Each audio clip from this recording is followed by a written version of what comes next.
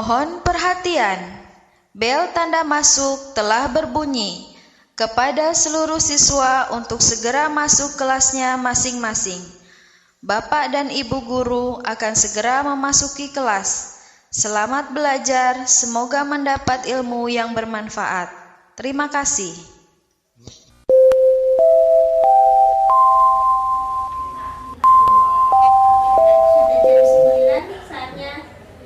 Ngajar di kelas 11 IPS 3.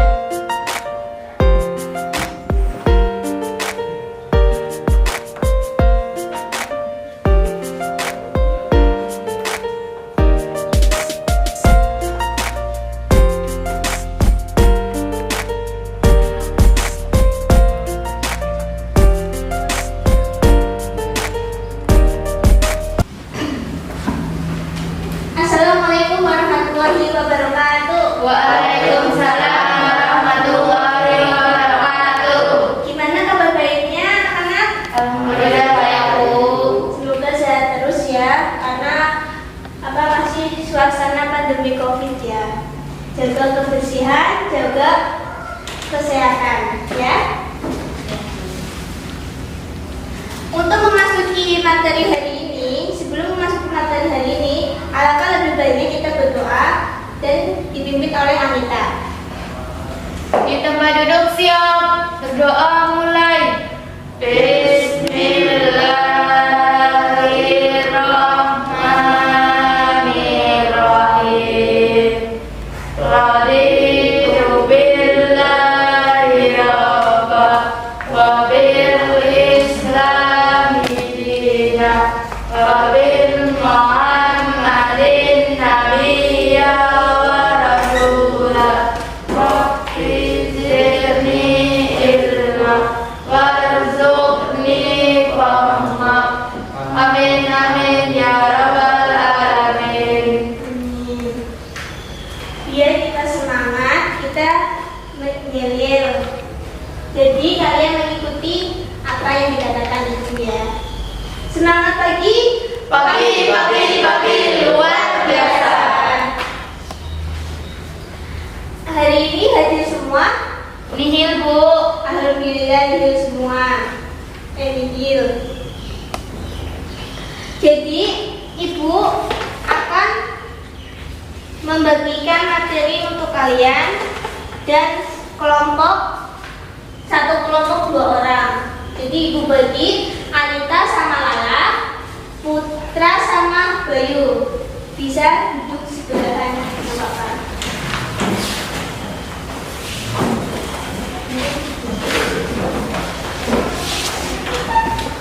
Jadi Ibu akan membagikan materi dan dibaca sekitar 5 menit. Sambil Ibu menyiapkan PPT-nya.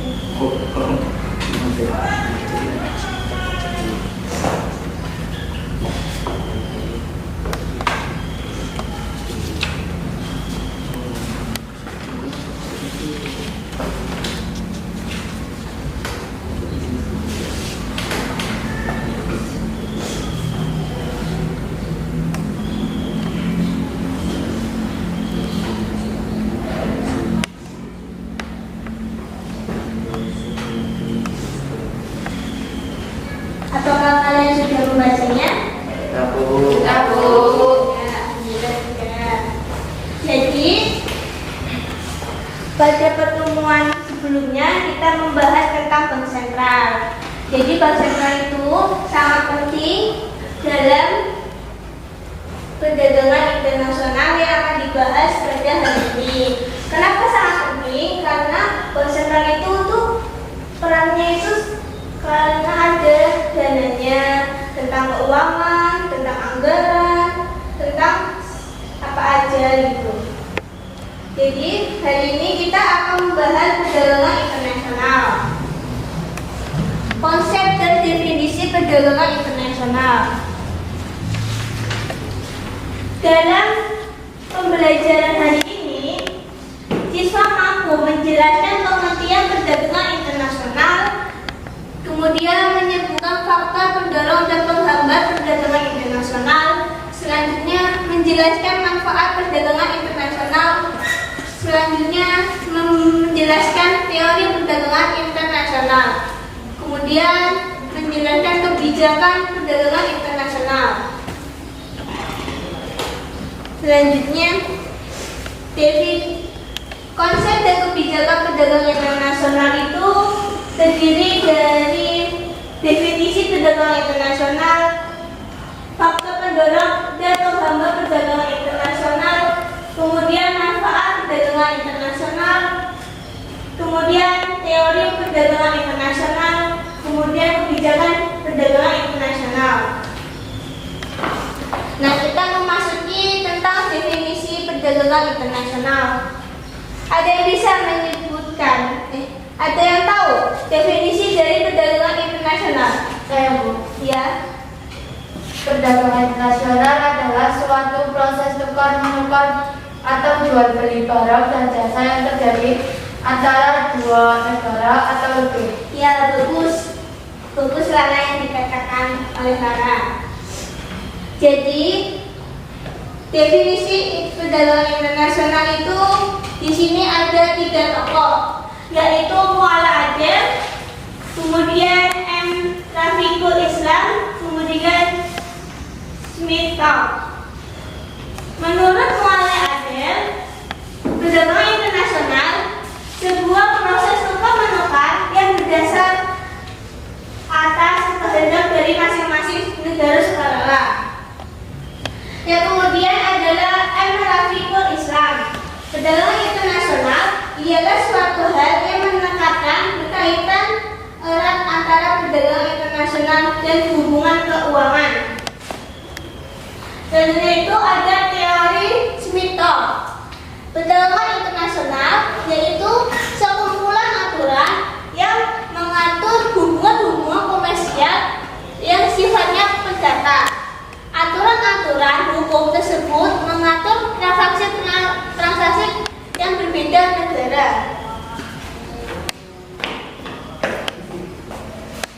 Selanjutnya itu ada faktor perdagangan internasional. Ada yang bisa menyebutkan salah satu faktor pendorong perdagangan internasional? Saya, Bu. Ya. Menghemat biaya produksi. Kenapa Bayu bisa menyebutkan penghemat biaya produksi? Alasannya gimana? Karena perdagangan internasional memungkinkan suatu negara memproduksi barang dalam jumlah besar, sehingga menghasilkan increasing return to scale atau biaya produksi rata-rata yang semakin menurun ketika jumlah barang yang diproduksi semakin besar. Ya, bagus yang dikatakan oleh Bayu. Jadi faktor pendorong perdagangan internasional itu di sini ada 3. Yang pertama, keanekaragaman kondisi produksi, yaitu keanekaragaman kondisi produksi merujuk kepada potensi faktor-faktor produksi yang dimiliki suatu negara. Contohnya itu Indonesia. Indonesia itu memiliki potensi besar dalam memproduksi barang-barang hasil pertanian. Yang kedua adalah kebijakan ekonomi. Yang kedua adalah penghemat biaya produksi. Jadi, perdagangan internasional memungkinkan satu negara memproduksi barang dalam jumlah besar sehingga menghasilkan intrinsic return to scale atau biaya produksi rata-rata yang semakin menurun ketika jumlah barang yang diproduksi semakin besar. Selanjutnya itu yang ketiga adalah perbedaan selera. Walaupun kondisi di semua negara adalah sama, namun setiap negara mungkin akan melakukan perdagangan jika selera mereka berbeda. Selanjutnya itu ada faktor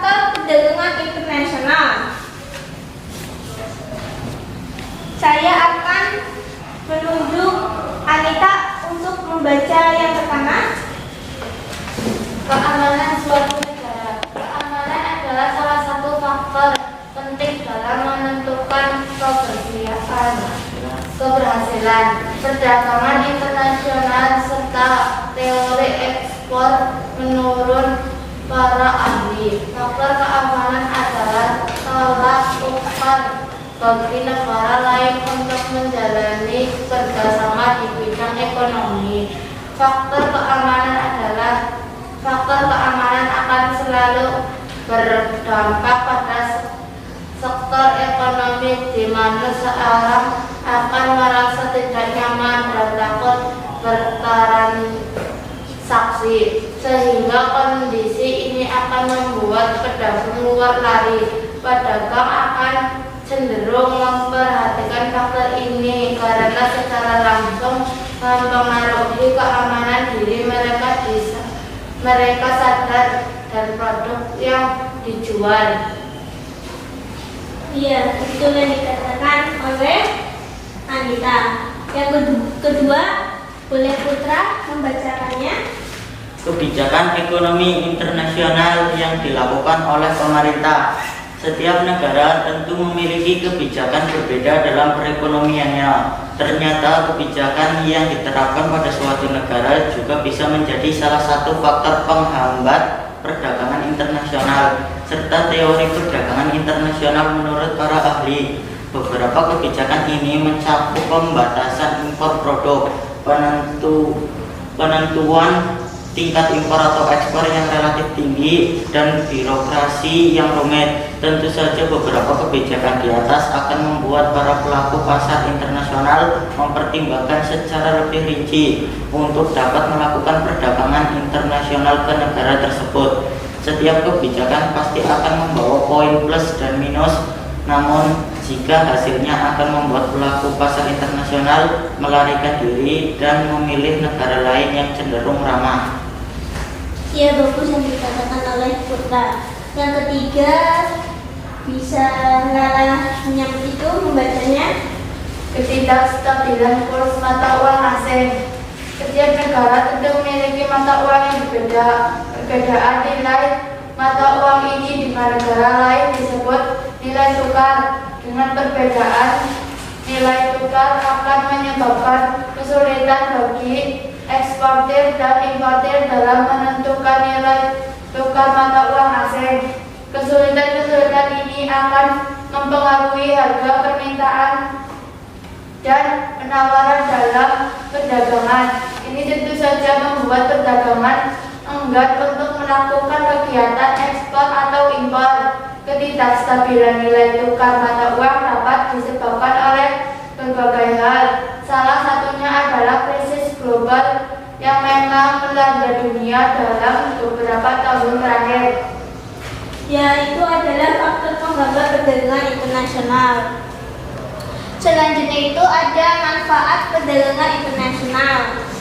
Manfaat perdagangan internasional terdiri dari ada 4. Yang pertama adalah efisien, yang kedua adalah peningkatan produktivitas, yang ketiga adalah sumber penerimaan negara, yang keempat adalah memperluas konsumsi dan produksi. Ibu yang pertama akan menyampaikan efisien. Jadi efisien itu adalah melalui perdagangan internasional, setiap negara tidak perlu memproduksi semua kebutuhannya, akan tetapi cukup lainnya memproduksi apa yang bisa diproduksinya dengan cara paling efisien dibandingkan dengan negara lain. Dengan demikian akan terciptanya efisien dalam pengalokasian sumber daya ekonomi dunia. Yang kedua itu adalah memperluas konsumsi dan produksi. Jadi manfaat dari perluas konsumsi dalam produksi ini itu perdagangan internasional juga memungkinkan konsumsi yang lebih luas bagi penduduk suatu negara. Selanjutnya itu ada sumber penerimaan negara. Manfaat dari sumber penerimaan negara itu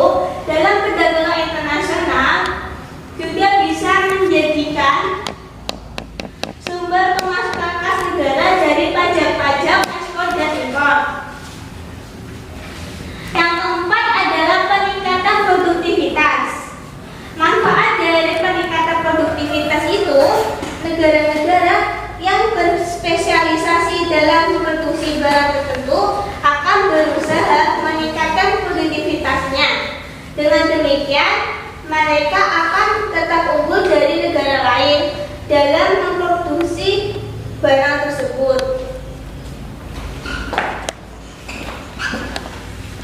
Selanjutnya itu adalah teori perdagangan internasional. Yang pertama adalah teori perdagangan internasional itu terdiri menjadi dua. Yang pertama adalah teori keunggulan mutlak, yang kedua adalah teori keunggulan komparatif. Teori keunggulan mutlak ini dikemukakan pertama kali oleh Adam Smith. Teori ini berbunyi bahwa suatu negara memperoleh keunggulan absolut ketika mampu memproduksi suatu barang yang tidak dibuat oleh negara lain. Misalnya Indonesia memiliki keunggulan mutlak batu bara atas Jepang karena Jepang tidak bisa memproduksi batu bara. Yang kedua adalah teori keunggulan komparatif. Teori keunggulan komparatif ini diusulkan oleh David Ricardo. Teori ini berpendapat bahwa negara diuntungkan jika membuat barang dengan biaya lebih murah dan harga jual lebih rendah. Hal ini bisa kita lihat pada negara Cina. Mereka banyak memproduksi barang-barang murah dengan biaya yang rendah, sehingga Cina dinilai memiliki keunggulan komparatif.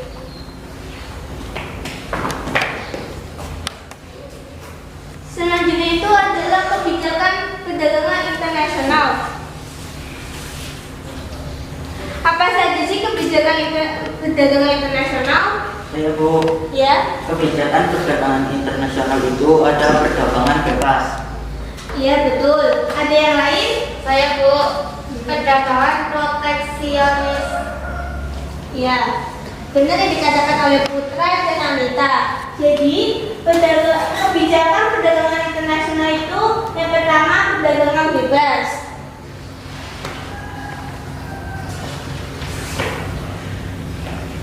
Perdagangan bebas adalah keadaan ketika pertukaran barang atau jasa antara negara berlangsung sedikit ataupun tanpa rencangan menurut aliran fisiokratis dan aliran liberal atau klasik. Liberalisasi perdagangan dapat memacu kinerja ekspor dan pertumbuhan ekonomi.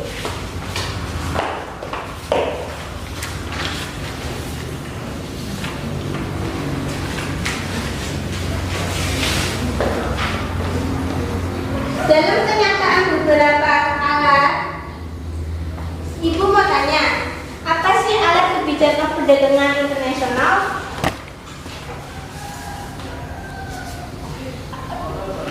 Ada beberapa alat kebijakan perdagangan proteksionis, yaitu tarif atau biaya masuk, kuota, subsidi, dan larangan impor. Apa sih tarif atau biaya masuk? Saya Bu, Ya. tarif atau biaya masuk itu adalah pajak yang dikenakan terhadap barang yang diperdagangkan, baik barang impor maupun ekspor. Ya, bagus Putra. Jadi tarif atau biaya masuk itu adalah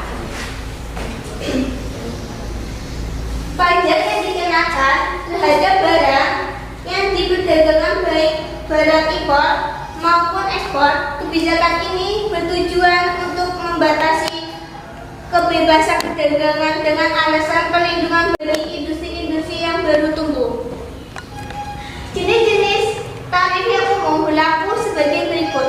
Yang pertama adalah biaya ekspor, dibebankan terhadap barang-barang yang dikirim oleh ke negara lain. Yang kedua adalah biaya impor, dibebankan terhadap barang-barang yang didatangkan dari luar negeri. Yang ketiga adalah biaya transito, dibebankan terhadap barang yang melalui wilayah suatu negara dengan ketentuan barang tersebut mempunyai tujuan akhir ke negara lain. Selanjutnya itu adalah kuota.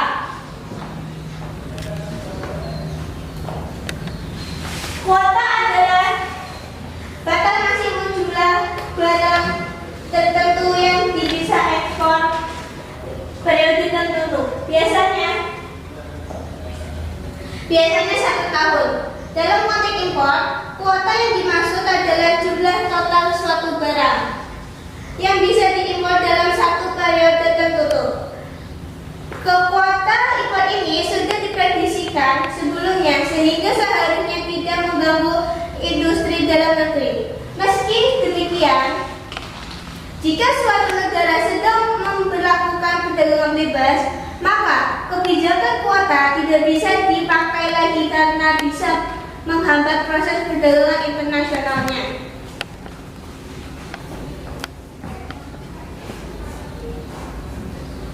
Kesimpulan materi hari ini adalah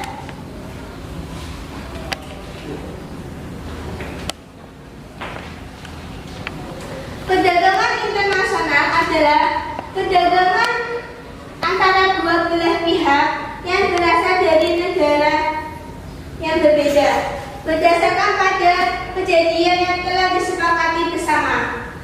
Pihak yang melakukan perdagangan ini dapat berupa individu, perusahaan, atau pemerintah. Faktor mendorong perdagangan internasional adalah ketersediaan sumber daya alam, penghemat biaya produksi atau spesialisasi, perbedaan selera. Terdapat beberapa manfaat perdagangan internasional, diantaranya adalah memperoleh barang yang tidak dapat diproduksi di negara sendiri, memperluas pasar sehingga meningkatkan efisien produksi, kemudian memperoleh keuntungan dari spesialisasi sebagai sumber devisa negara. Jadi kesimpulan di sini adalah kesimpulan materi hari ini. Ada yang mau ingin ditanyakan? Saya ingin tanya. Ya. Contoh perdagangan internasional seperti apa ya, Bu? Contohnya itu adalah tepung terigu. Tahukah kalian bahwa Indonesia itu belum ada lahan pertanian gandum yang bahan untuk membuat tepung terigu. Jadi Indonesia itu mengimpor negara Australia untuk kemudian diolah menjadi terigu dan diolah lagi menjadi mie instan, roti, dan berbagai bahan pangan lainnya. Ada yang mau tanya lagi? Tidak ada, ya. Jadi Ibu, saya akan memberikan tugas untuk kalian. Yang pertama adalah apa yang dimaksud dengan keunggulan mutlak dalam perdagangan internasional. Nanti kalian catat ya pertanyaannya dan dikerjakan di kertas folio. Dikumpulkan pertemuan selanjutnya. Yang kedua adalah jelaskan kebijakan subsidi larangan impor dalam rangka mengatasi perdagangan internasional bidang impor. Nah, itu tugas kalian. Nanti kalian kumpulkan pertemuan selanjutnya dan ditulis di folio. Pertemuan hari ini saya akhiri. Apabila ada kesalahan dalam tutur kata dan materi yang saya berikan untuk kalian bisa dibawa pulang dan dipelajari di rumah. Ya, terima kasih. Berdoa berdoa mulai. Bismillahirrahmanirrahim. Wal asri innal insana lafi khusri illal ladzina amanu wa amilus sholihati wa tawassaw bil haqqi wa tawassaw bis sabri. Shadaqallahul alim. Alhamdulillah. Terima kasih anak-anak. Wassalamualaikum warahmatullahi wabarakatuh. Waalaikumsalam.